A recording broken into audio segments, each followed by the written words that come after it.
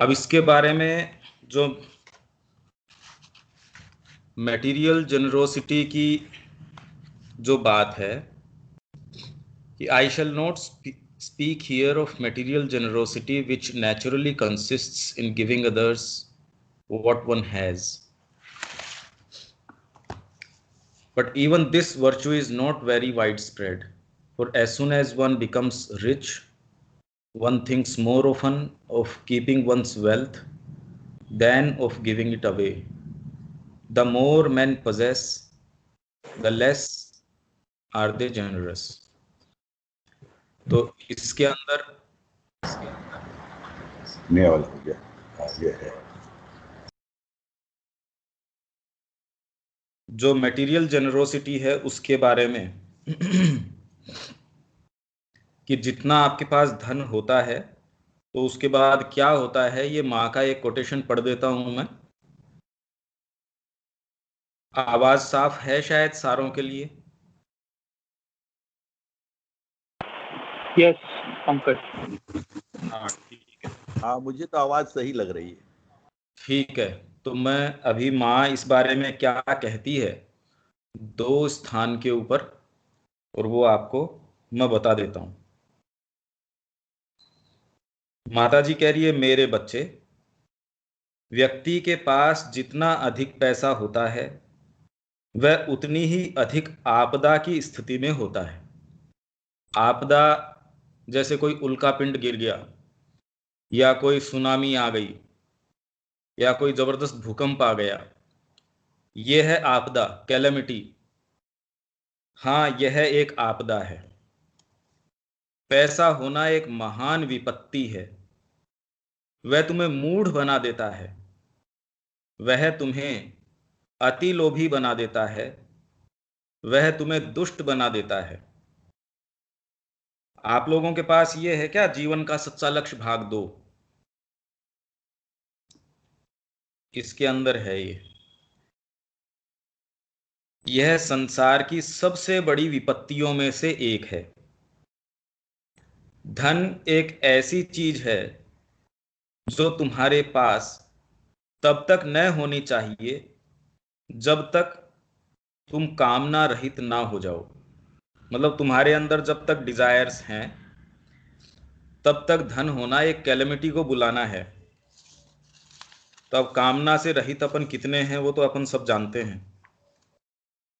जब तुम्हारे अंदर और अधिक कोई कामनाएं, आसक्तियां न रहें, जब तुम्हारी चेतना धरती के समान विशाल हो जाए, तब सारी धरती का धन तुम्हारे पास हो सकता है। वह सभी के लिए बहुत अच्छा होगा। किंतु जब तक व्यक्ति ऐसा न हो तब तक उसके पास जो भी धन है वह उस पर एक अभिशाप के समान है। यह बात मैं किसी को भी उसके मुंह पर कह सकती हूं। ऐसे व्यक्ति के सामने भी जो धनवान होना अपना बड़प्पन मानता है, यह एक आपदा है और संभवतः एक कलंक भी।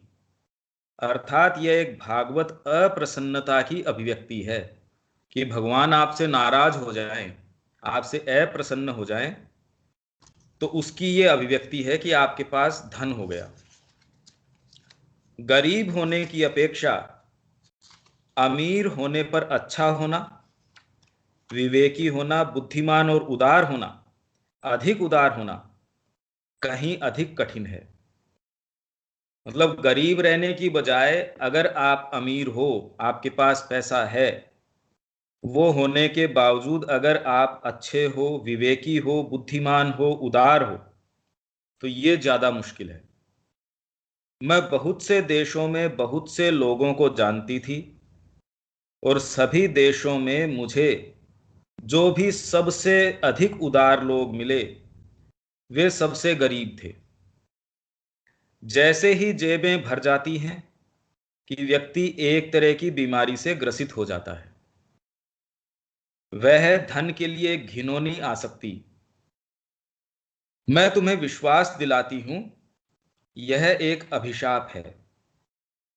अतः जब तुम्हारे पास धन हो तो करने लायक पहली चीज यह है कि उसे दे दो। किंतु जैसा कि कहा जाता है कि धन को विवेक के बिना नहीं देना चाहिए। भाई दे दो मतलब ये थोड़ी कि उसको हर कैसे बिना विवेक के बांट दो, ये नहीं कह रही माँ। इसलिए तुरंत अपने आप को करेक्ट किया कि इसका ये अर्थ नहीं है कि आप बिना डिस्क्रिमिनेशन के उसको बांटना शुरू कर दो। उन लोगों की तरह जाकर उस धन को मत बांटो जो परोपकार करते हैं, क्योंकि ऐसा करना उन्हें अपनी स्वयं की अच्छाई, अपनी उदारता और अपने स्वयं के विषय में महत्व के बोध से भर देता है। जनरली जो चैरिटी होती है वो इसी कारण होती है कि वो उनको अपनी अच्छाई के भान से भर देती है कि मैं बहुत उदार हूं। तुम्हें सात्विक ढंग से क्रिया करनी चाहिए, अर्थात यथासंभव अच्छे से अच्छा उपयोग करना चाहिए।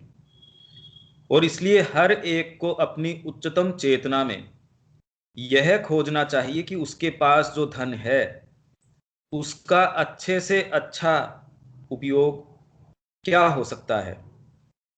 और वास्तव में यदि वह एक से दूसरे के पास संचारित न हो, मतलब अगर वो आपके पास पड़ा रहे और वो